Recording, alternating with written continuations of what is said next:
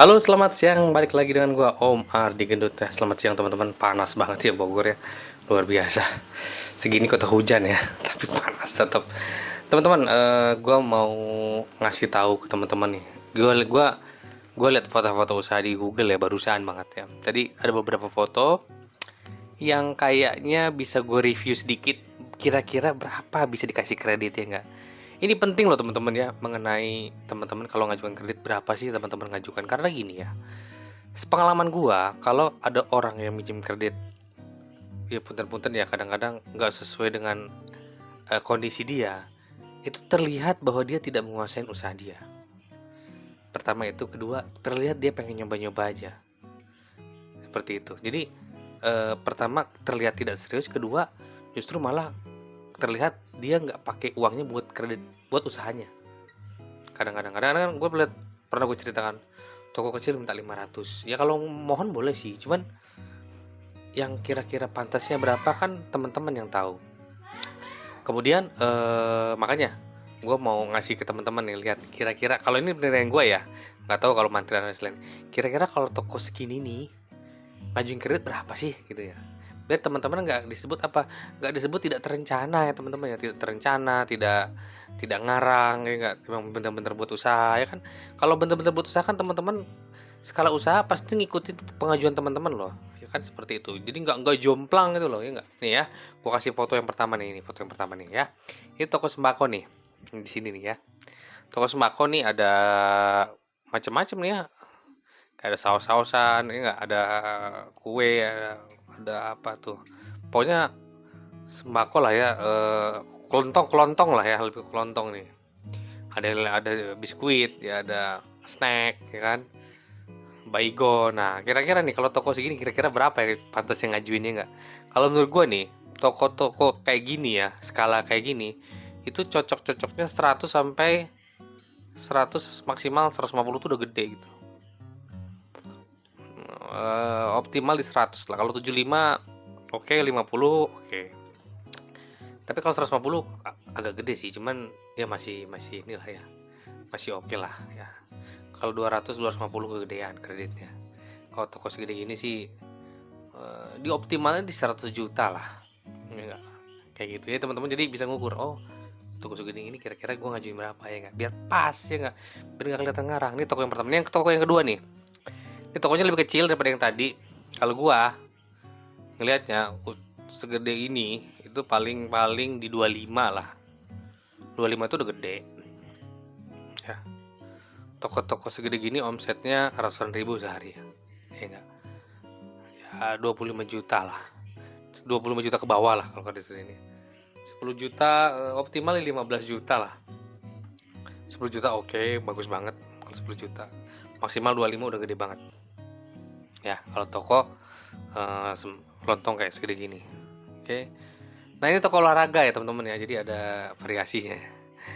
Toko olahraga kalau usaha segede gini kan ada baju. Oke, berapa duit tuh kalau baju dihitung stoknya tuh? Ada kali bajunya sama celananya 10 juta kali ya. Terus bolanya cukup mahal sih kalau bola ya. Sepatu agak mahal, tapi sepatu nggak ada sih. Mungkin ada sebelah sana etalasenya ya. Itu terus tas gede gitu. Sepatu ada tuh, kelihatan, sorry nggak lihat sepatu. Ya maksimal 100 sih kalau ini. Ya 100 juta lah. Ini penilaian gue ya, sekali lagi ya. Dan mereka bukan ngajuin kredit, enggak. Gue cuma ngeliat di Google kira-kira pantas-pantasnya berapa ya enggak. Ini maksimal 100 juta lah kalau stoknya sebesar ini ya enggak. Oke, ini jasa laundry nih. Kalau jasa laundry sih sebenarnya jasa ya. Kalau jasa sih pasti untungnya gede. Tapi memang omsetnya nggak terlalu besar. Tapi laba bersihnya, persentasenya besar karena emang jasa kan. Nggak ada barang yang dijual kan sebenarnya. Kalau satu toko kayak gini aja sih, kalau jasa sih omset ya, itu kan 1 kilo kan kalau nggak salah berapa sih sekarang, 6.000 7.000 ya sekilo. Sehari dapat berapa sih? Ya, sehari kalau segede gini ya paling satu toko doang ya, satu doang 75 juta adalah bisa lah. 50 sampai 75 lah. Kalau satu outlet. Biasanya kalau punya laundry biasanya punya beberapa outlet. Dikalikan aja kalau punya 4 Bisa 200 juta, bisa asal punya 4 ya kan. Kalau punya satu kayak gini ya paling 50, enggak, 75 tuh udah gede banget. Ya, pernah sih gue dulu ngasih laundry 300 pernah, tapi dia punya 8 cabang. Makanya kalau jasa-jasa gini banyakin ininya lah, banyakin tokonya lah ya. Karena memang secara modal lumayan gede sih kalau laundry ya. Karena mesinnya aja bisa sampai berapa juta tuh. Bisa belasan juta juga kalau yang gede kan.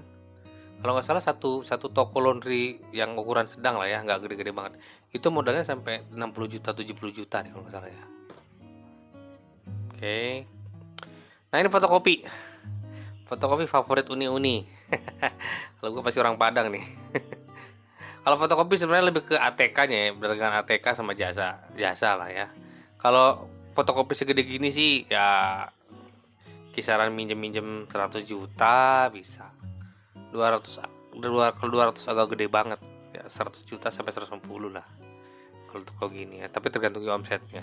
Kayaknya sih 100 sih ya, itu banyak ruang-ruang kosong sih, jadi nggak terlalu banyak ATK-nya, nggak terlalu banyak, 100 lah ya. Kalau lebih dikit dari 100 nggak apa-apa lah ya.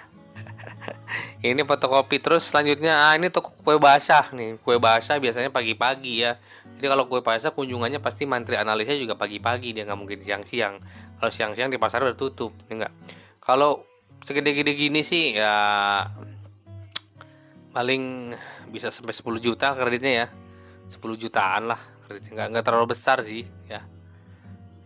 Karena memang skalanya baru sebesar ini ya. Tapi ya nggak tahu juga sih, mungkin 10 sampai 25 lah maksimal, mungkin masih bisa kali ya. 10 sampai 25 lah ya. Oke, ini penggilingan beras ya. Penggilingan beras segede gini sih 500 juga bisa kayaknya. Sombong banget sih Om ya. Mesinnya segede gitu kan. Ya mesinnya ya. Kita kan lihat dari mesinnya ya. Apalagi dia cara ngepak-ngepakinnya gitu, terus pegawainya juga banyak. Terus pegawainya juga aktif. Kan keaktifan pegawai juga penilaian kita loh, ya nggak? Kalau sampai ketika kunjungan pegawainya banyak baring-baring, banyak main HP, ini kelihatan kan nggak ada aktivitasnya. Kalau ini kan aktivitasnya banyak. Ini kayaknya sih 500 juta juga bisa ya. Kalau penggiling padi kan pendapatannya bisa dilihat dari jasa ngegilingnya sendiri, ya nggak? Ngegilingin punya orang, ya nggak? Atau dia jualan beras juga, ya nggak, punya sendiri kan gitu kan kalau penggilingan padi kayak gini. Penggilingan beras lah ya. Beli beras ya 500 sih kayaknya masih mahal kalau mesinnya segede gitu ya. Kalau mesin segede gitu berarti kan kapasitasnya udah berapa ton sehari kan kayak gitu kan. Oke, ini yang bikin galau juga nih. Rumah makan, restoran nih, warteg nih. Warteg tuh sebenarnya jarang warteg yang menunggak ya. Ya ada sih, kalau warteg sih variatif ya. Sebenarnya kalau modal kerja ya pasti ketawain sama audit, ketawain sama orang ya. Wah, warteg kayak gini kasih 100 gede banget. Jadi berapa tempe orek kan gitu kan, ya enggak? Ya tergantung ya penilaian, tergantung omset. Kalau warteg-warteg ini kan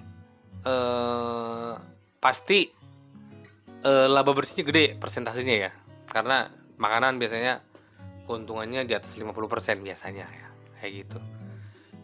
Ya 50 juta sampai 100 kayaknya masih oke lah ya. 50 optimal di 50 juta lah warteg kayak gini, udah gede lah.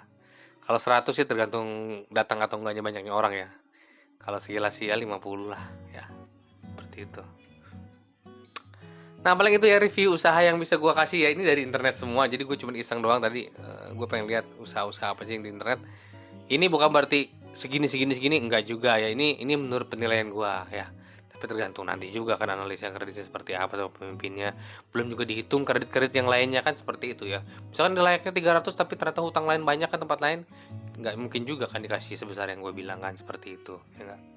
Nah ini jadi patokan juga. Jadi teman-teman, jadi kalau ngajukan kredit jangan terlihat teman-teman tuh kayak nyoba-nyoba nembak-nembak, jangan ya. Karena gue sendiri kadang-kadang kalau ngeliat orang yang kelihatannya memang nggak buat kredit, itu kelihatan kok dari pengajuan dia udah beda. Kalau bukan buat kredit tuh, buat usaha tuh dipakainya buat yang lain misalnya. Ya usaha segede gini dikasih 500, itu minta 500, itu kan keterlaluan juga ya. Oke guys, itu yang gue sampaikan ya, semoga menjadi pencerahan, pembelajaran juga. Sampai ketemu lagi di video guys selanjutnya. Thank you.